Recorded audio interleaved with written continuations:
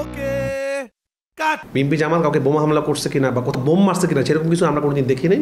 তো আমার মনে হয় না সেখানে তাদেরকে টানা উচিত। যারা করছে, যেই জঙ্গি সংগঠন করছে, যারা এই কামটা করছে, তাদেরকে নিয়ে আসে। এটা যেন আমি দহন ছবি নিয়ে যদি কথা বলি, দহন তাদের জন্য খারাপ যারা কিনা মানুষকে বাসে পুরায় মারছে। এখন কেউ যদি বলে দহনটা আমাদেরকে নিয়ে মারো, তখন তাকে এই দায়টা নিতে হবে। তাহলে কি আমি মানুষকে মারছি?